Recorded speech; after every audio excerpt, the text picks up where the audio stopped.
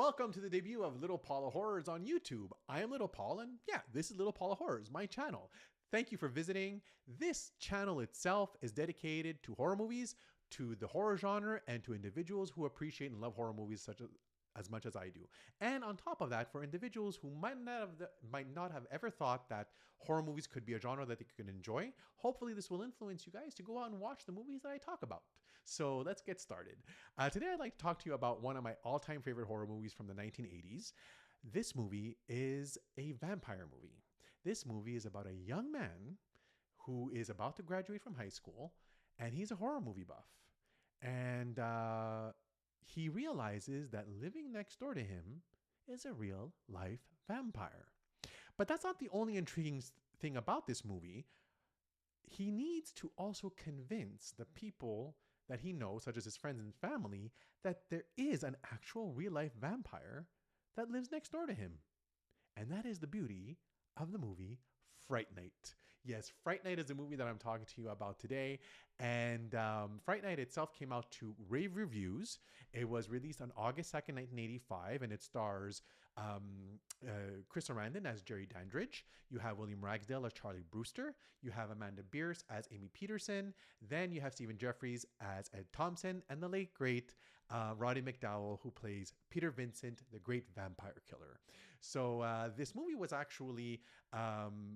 before it came out in 1985, it was Tom Holland, who was the director of the movie itself. And no, not the Tom Holland from the Spider-Man movies. We're talking about Tom Holland, the horror movie director.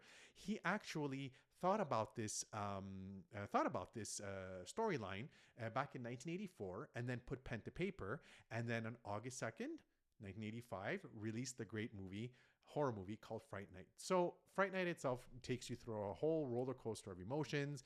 You laugh, you cry. I think I'm being a little bit too dramatic there, but I'm just saying.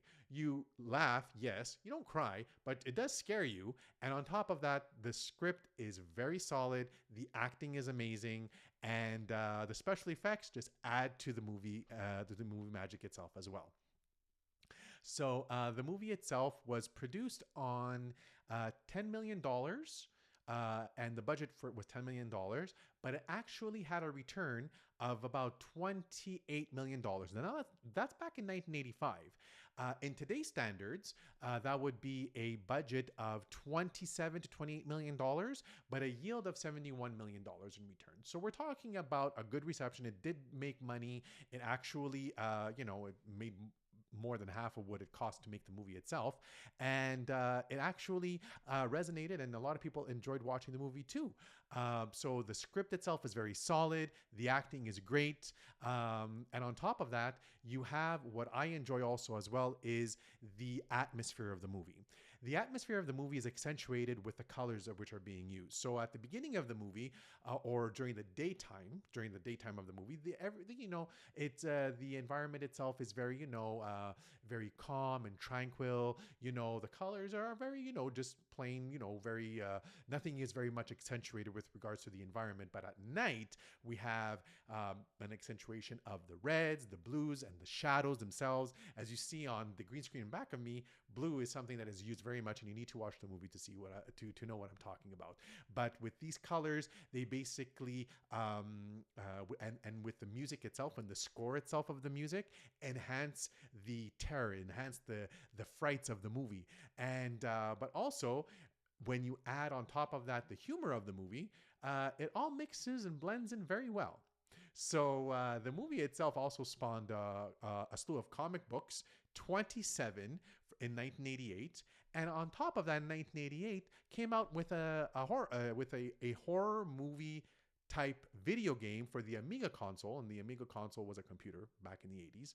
And it was basically you're playing the villain, and you have to change, or basically your victims, you have to turn your victims all into vampires by daylight. So it did something right? That's what I think. So the movie itself also did have a little bit of issues with regards to the special effects.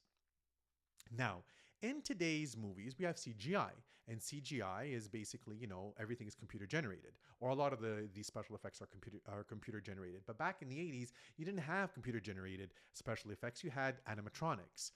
So they use a lot of animatronics for the special effects in this movie, but one of the things that they had to use also that caused, I would say, pain for the actual actors were the contact lenses that they were using for the transformation of the actors, of certain actors, into, creatures of the night. Contacts nowadays, right, in 2024, 2023, throughout 30 years of evolution with regards to contact lenses, you could just pop them in and they change your eye color and they don't hurt and you could take them out and they're comfortable. But back then they didn't have that. They had actual plastic that they had to use, sand the plastic down, color it, and the actual actors had to wear them for hours on end. That would cause them pain and discomfort. But because they had such a passion for their art and their craft and for the movie itself to become such a success, they grinned, bared it, and went through it, and you have to give them props for that. So props to all the actors out there in this movie who actually had to go through that, because it really, I believe that the pain that they were feeling actually enhanced their performances even more.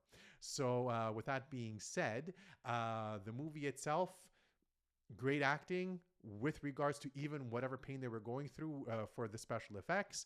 The script is solid. The dynamics between the actors, we're talking about the energy between the actors during the acting scenes was great. The humor is there. So we have all of the elements. It checks all of the boxes. And that's my opinion. I want you guys to all watch it if you can and you have the opportunity. It is a great, great movie for you to be able to appreciate. And it all came out in the magical summer of 1985. And it has a great soundtrack, a great score. I'm an 80s music lover because I'm an 80s child. So I love the 80s. And I also think that the music inside there enhances the movie even more. So please, my suggestion, watch it, enjoy it, and tell me what you like. Leave a comment below.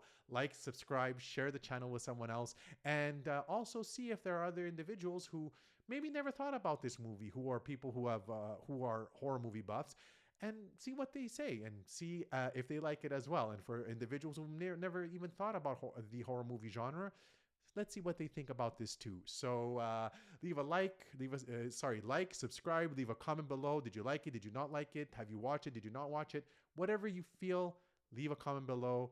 And again, thank you for your time. Thank you for visiting my channel. And until the next time we speak, enjoy the show.